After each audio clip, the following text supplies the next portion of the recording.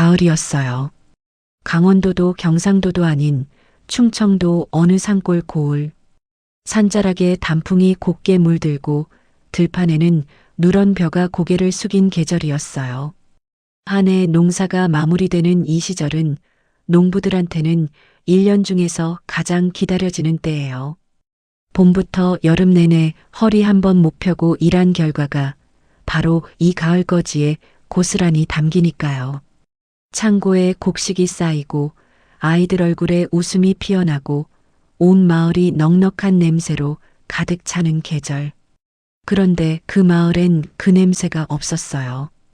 허름한 차림의 선비 하나가 산골 마을 어귀로 접어들었어요. 때 묻은 도포에 낡은 갓, 닳고 다른 집신. 어디서 흘러온 나그네인지 알 수 없는 행색이었어요. 등에 맨 보따리도 초라하기 짝이 없었죠. 하지만 걸음걸이는 흔들림이 없었어요.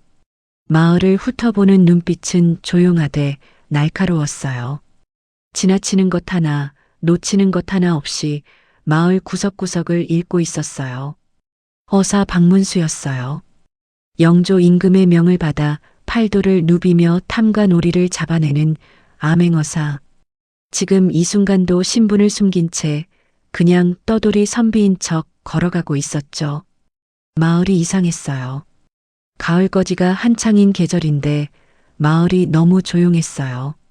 아이들 뛰노는 소리도 어른들 웃음소리도 없었어요. 지나치는 사람들마다 고개를 푹 숙이고 눈빛이 어둡고 지쳐 있었어요. 뭔가 있다. 박문수는 직감했어요. 마을 안쪽으로 들어가는데 한 초가집 마당에서 소리가 들렸어요. 아이고 아이고. 낮고 깊은 울음소리였어요. 남자의 울음. 늙은 남자의 울음. 박문수가 발걸음을 멈추고 그쪽을 바라봤어요. 텅 빈 마당이었어요.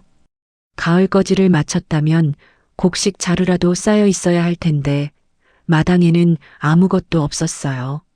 낙엽만 바람에 나뒹굴고 있었죠. 그 마당 한가운데 노부부가 나란히 앉아 있었어요.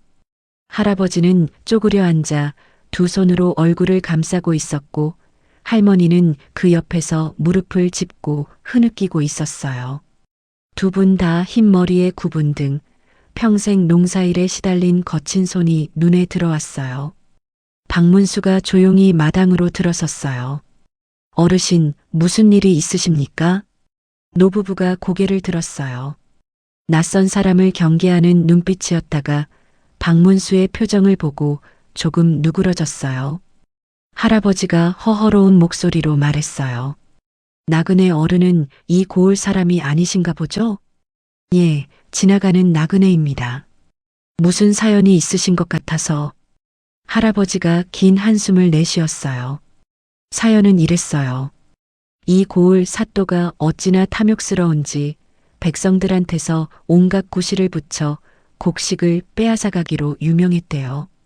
이번 가을에도 마찬가지였어요. 추수가 끝나자마자 관아 아전들이 마을로 들이닥쳤어요. 그리고 창고마다 돌아다니면서 곡식을 죄다 쓸어갔어요. 명목은 세금이었지만 세금치고는 너무 많이 가져갔어요. 한 해 먹고 살 양식은커녕 당장 다음 달 끼니도 걱정해야 할 판이었죠. 겨울을 어떻게 나야 할지. 할머니가 눈물을 훔치면서 말했어요. 그런데 그것도 모자라서 내년 봄에 심을 씨앗까지 내놓으라고 합니다. 씨앗까지 빼앗기면 내년에는 농사도 못 짓는데. 할아버지가 마당을 바라봤어요. 저 마당에 오래 거둔 곡식이 가득 쌓여 있어야 하는데. 말을 잇지 못했어요. 박문수가 두 분의 이야기를 듣는 내내 가슴속에서 불이 끓어올랐어요. 백성들이 피땀 흘려 농사지은 곡식을, 한 해의 모든 땀과 수고가 담긴 그 곡식을, 씨앗까지. 씨앗을 빼앗긴다는 건 내년을 빼앗긴다는 거잖아요. 앞으로를 빼앗긴다는 거잖아요. 박문수는 분노를 꾹 눌렀어요. 지금 당장 뛰쳐나가고 싶었지만 암행어사는 서두르면 안 돼요. 확인하고 파악하고 그런 다음에 움직여야 해요. 그는 노부부 앞에 조용히 앉으면서 말했어요. 어르신, 걱정 마십시오. 예, 제가 반드시 해결하겠습니다. 노부부가 어리둥절한 표정으로 박문수를 바라봤어요.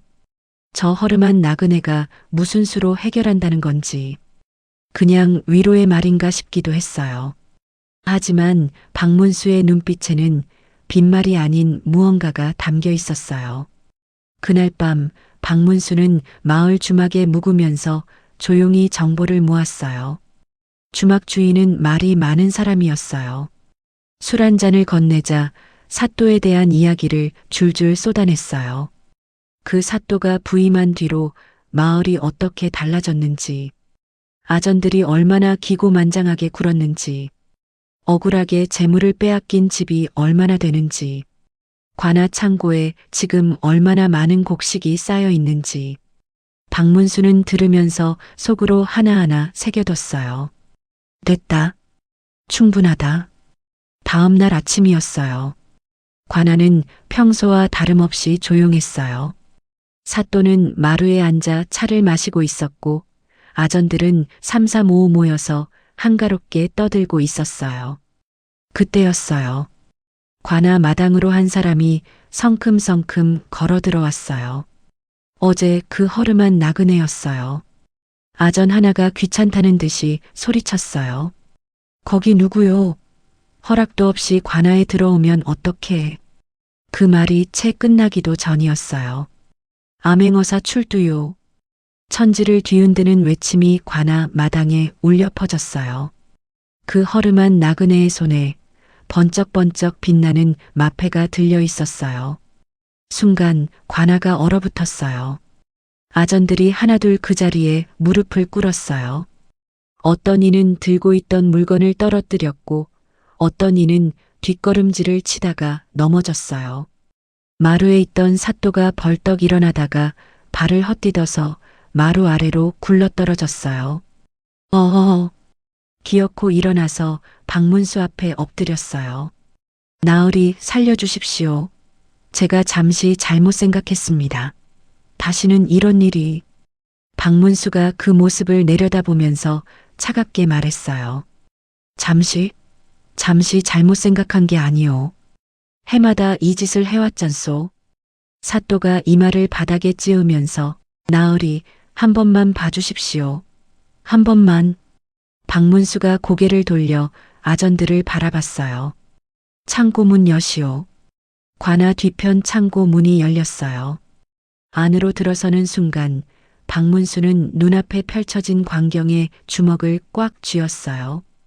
천장까지 쌓인 곡식 자루들, 볕단, 보리, 콩, 잡곡, 헤아릴 수 없을 만큼 많은 양이었어요. 저게 다 백성들 것이구나. 저 자루 하나하나에 농부들의 봄이 담겨 있고 여름이 담겨 있고 허리가 담겨 있구나. 박문수가 천천히 창고를 돌아보다가 한쪽 구석에 따로 쌓인 자루들을 발견했어요. 저건 무엇이오? 아전이 떨리는 목소리로 대답했어요. 씨앗이옵니다. 내년 봄에 쓸 백성들한테서 거둔 씨앗이오? 예. 박문수가 잠시 눈을 감았다가 떴어요. 전부 돌려주시오. 곡식도 씨앗도 한 톨도 빠짐없이. 그날 오후 마을에 소문이 퍼졌어요. 관아 창고가 열렸대. 우리 곡식 돌려준대. 사람들이 반신반의하면서 관아 쪽으로 모여들었어요.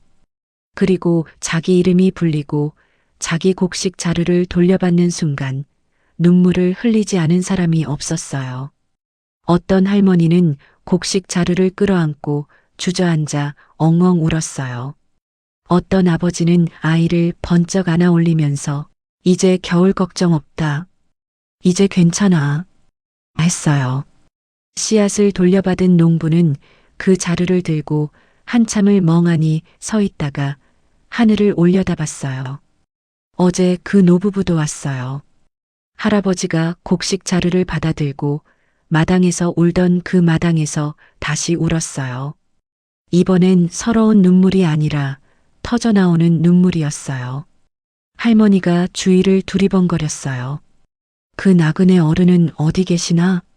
사람들이 고개를 들어 박문수를 찾았어요. 그런데 박문수는 이미 관할을 나와서 마을 어귀를 벗어나고 있었어요. 아무도 모르게 조용히. 할머니가 뒤늦게 그 뒷모습을 발견하고 소리쳤어요. 나으리, 나으리. 박문수가 걸음을 멈추고 뒤를 돌아봤어요. 할아버지와 할머니가 길 위에서 깊이 허리를 굽히고 있었어요. 고맙습니다, 고맙습니다, 나으리. 박문수가 그 모습을 바라보다가 조용히 고개를 끄덕였어요. 그리고 다시 돌아서서 걸었어요. 다음 고을로, 또 다음 고을로.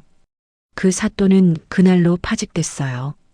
곡식을 빼돌린 아전들도 단단히 벌을 받았어요. 그리고 그 마을은 그의 겨울을 따뜻하게 났어요. 봄이 오자 농부들은 돌려받은 씨앗을 땅에 심었어요. 싹이 올라오고 벼가 자랐어요. 이듬해 가을 마당마다 곡식이 가득 쌓였어요. 마을 사람들은 두고두고 이 이야기를 했어요. 그 허름한 선비 있잖아. 그게 암행어사였대. 어쩐지 눈빛이 예사롭지 않더라. 우리 씨앗까지 찾아줬잖아. 씨앗을, 내년을 찾아준 거야.